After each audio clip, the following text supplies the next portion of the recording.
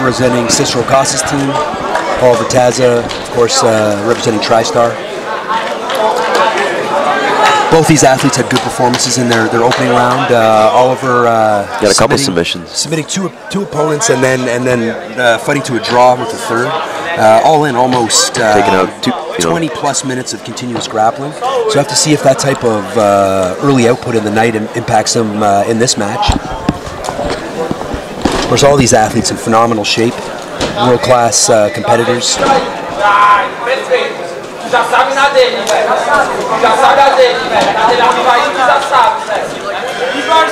Oh, Taza looking for that knee bar. Oh, very nice, very nice. He's got that around the arm. I call it I'm a little teapot knee bar. This is my handle, this is my spout. Pedro changing the angle enough that Oliver no longer has the necessary leverage to attack. That knee bar there, the one you call the little teapot, you can just generate so much force and leverage. You're using your whole body, not just your arms. And it's framed between your chest and your hips in a way that brings your core to bear in a way that most submissions just can't. Mm-hmm. One of my favorite variations. Nice angle here.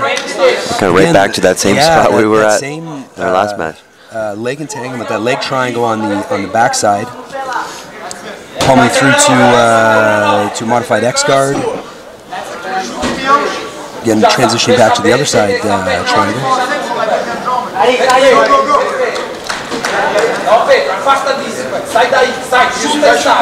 Oliver aggressively attacking for the past minute. Pedro been on his back foot, just reacting. Pedro locking up an ankle, looking to threaten.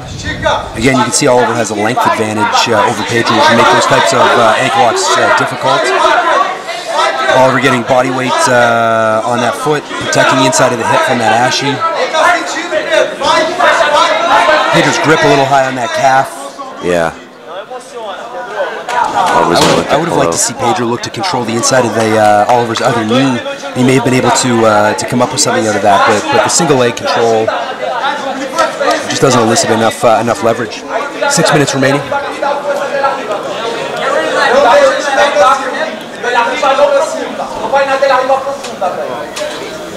Tem 6 de luta aí. Tá chutando bem, Pedro. Tá muito bem, Pedro. Tá dando os botes muito bom, Pedro.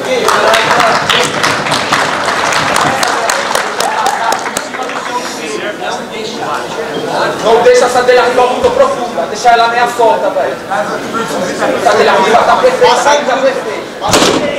Nem nada, tá dando os botes loucos. And coming back to that same leg antagonist that we've seen.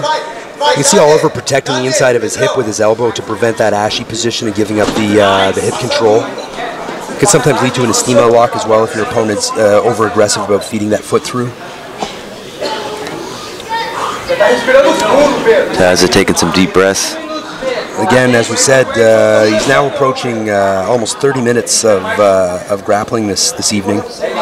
Sure to take a toll on any athlete, especially with a high anxiety. Yeah, in the gym you could do that all day, but when it's live competition in front of people, and this isn't even individual. You've got your teammates cheering you on. Yep. It's hard to manage emotion and output.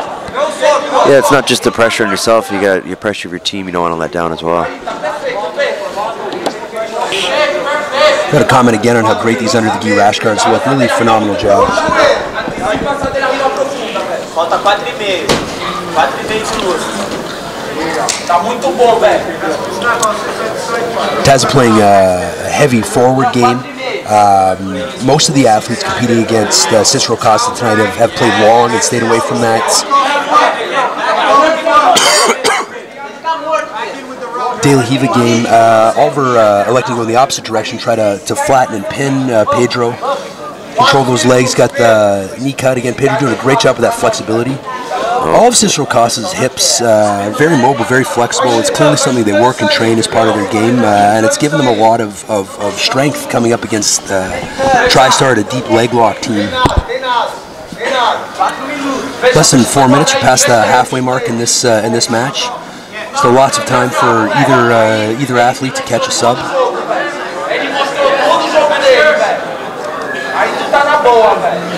Here we see that flexibility coming into play. Yeah. Oliver trying some creative stuff. I don't hate that. Figuring out how to get past those legs. Again, that heavy forward pressure. Looking to pin and kill those hips. Sometimes you'll have athletes that roll up to relieve some of the pressure on the hips, and it can lead to a back tape. Obviously, Pedro flexible enough to play this game.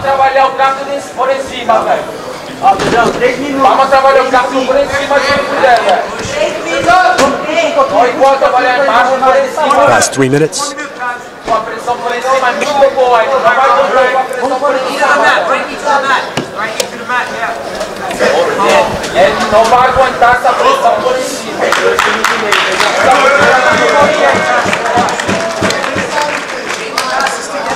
Again, Taza coming in aggressively.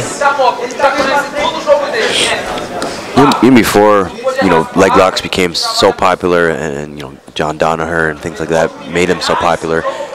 Before, everybody used to just attack the upper body so much. Yeah. Do you feel that now it's kind of, these grapplers here are amazing, but now that you see them, they're attacking only the legs, it looks like, for the most part. So what you see in the way jiu-jitsu has developed over the past years is an arms race where people are trying to catch up, and so people overcommit to things like leg locks, and you see it overrepresented. That'll balance out. That pendulum will swing back, and you'll see a more balanced jiu-jitsu game where people understand how to attack and defend every part of the body, not just the parts that are socially acceptable in the country that you're originally from.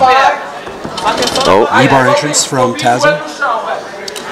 Taza is certainly the more aggressive of the two athletes in this match, constantly attacking. Pedro doing a very good job playing a difficult guard game, but not really offering many credible attacks. Both men breathing hard.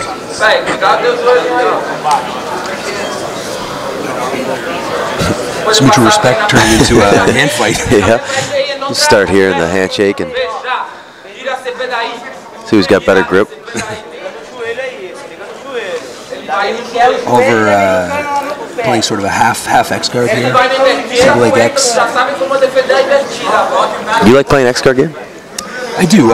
Jeff Jocelyn, who was cornering Ryan Dixon earlier, introduced me to the X-Guard game probably a decade ago. Marcelo Garcia, an early advocate for the position. There's some really interesting things that we created off of that. 90 seconds left. Pedro now starting to be the one pushing the pace, maybe sensing that Oliver is a little fatigued.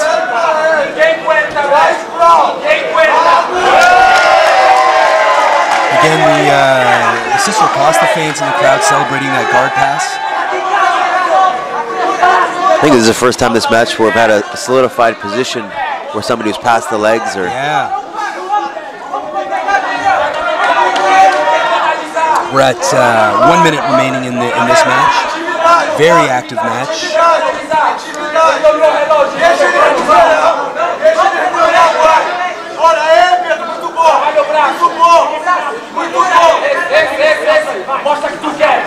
Taza perhaps the worst for wear for those 3 matches that he had in the first round.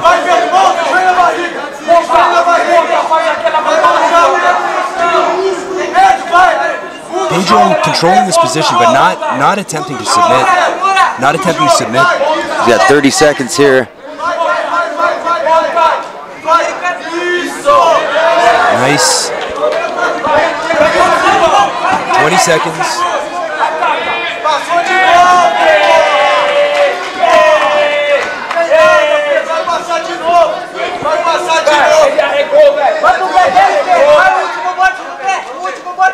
Final 5 seconds, and we can attempt something here.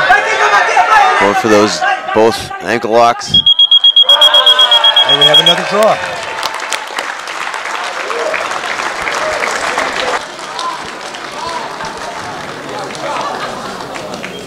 Ladies and gentlemen, since neither fighter was able to obtain a submission, both fighters have been eliminated. The score is still tied at 0-0 going into the final bout.